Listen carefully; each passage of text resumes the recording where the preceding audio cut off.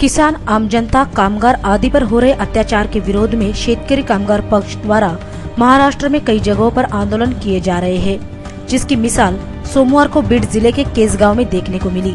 शेकापक्ष के नेता माननीय विवेक पाटिल के नेतृत्व में किसानों के विभिन्न मुद्दों को लेकर केज अम्बेडकर चौक से तहसील कार्यालय तक मोर्चा निकाला गया। इस मोर्चा में किसान बड़ी संख्या में शामिल हुए थे।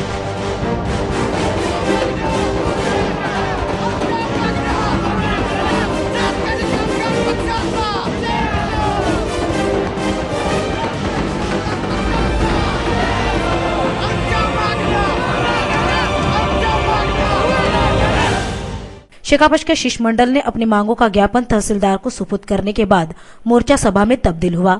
इस सभा को संबोधित करते हुए माननीय विवेक पाटिल ने कहा कि अगर सरकार हमेशा की तरह किसानों पर अन्याय करती रही तो किसान चुप नहीं बैठेगा। शेकापक्ष के माध्यम से सरकार को हम चुप नहीं बैठने देंगे, ऐसी चेतावनी माननीय विवेक पाटिल ने दी। सुरुवातीला काही थोडाफार पाऊस पडला आणि त्या पावसाने शेतकऱ्यांनी पेरण्या केल्या आणि आज त्या केलेल्या पेरण्या या वाया जायला लागलेल्या आहेत का तेव्हापासून पाऊस पडत नाहीये। काहींनी केल्याच नाहीत, त्यांचा देखील प्रश्न आज फार मोठ्या प्रमाणात। आज पियाला पाणी नाही, शेतीला पाणी नाही, अशा एक प्रचंड अशा दुष्काळी परिस्थितीमधनं हा तालुका आणि हा परिसर या ठिकाणी जात आहे। मागण्या बरेच आहेत। FRP प्रमाणे दर द्यावा ही मागणी आहे। सरकारने एका बाजूला ती मान्य केलेली आहे, एका बाजूला त्याची कृती होत नाही।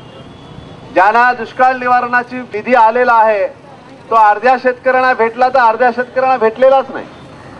म्हणजे निसर्ग तर तुमच्यावर कोपलेला आहे, पण शासन आणि शासकीय यंत्रणा देखील तुमच्यासाठी ज्या पद्धतीने काम करायला पाहिजे, तुम्हाला जशा प्रकारचा सहयोग करायला पाहिजे, सपोर्ट करायला पाहिजे, तो करताना या ठिकाणी दिसत नाही।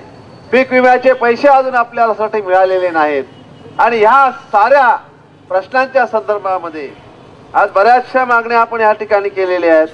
फळबाग पुनर्योजनेचे उर्वरित शेतकऱ्यांना अनुदान वाटप करा ही मागणी आपली आहे। गारपीटग्रस्त शेतकऱ्यांना तात्काळ मदत करा, शेतकऱ्यांचे सरसकट कर्ज माफ करा आणि सगळ्यात महत्त्वाचा भूमी अधिग्रहण कायदा हा बदला। कारण शेतकऱ्याची जमीन कुणीही उठावं, कुणीही घ्यावं, कशीही घ्यावं, त्या शेतकऱ्याच्या जमिनीला काय किंमत नाही।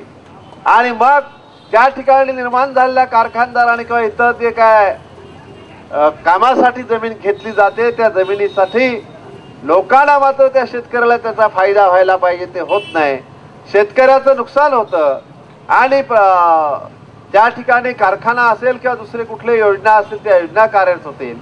शेतकरी कामगार पक्षाची मागणी आहे, ज्या ज्या योजना तयार होतील त्या योजनांमध्ये शेतकऱ्यांना त्या ठिकाणी हिस्सा मिळाला पाहिजे, ही शेतकरी कामगार पक्षाची मागणी आहे।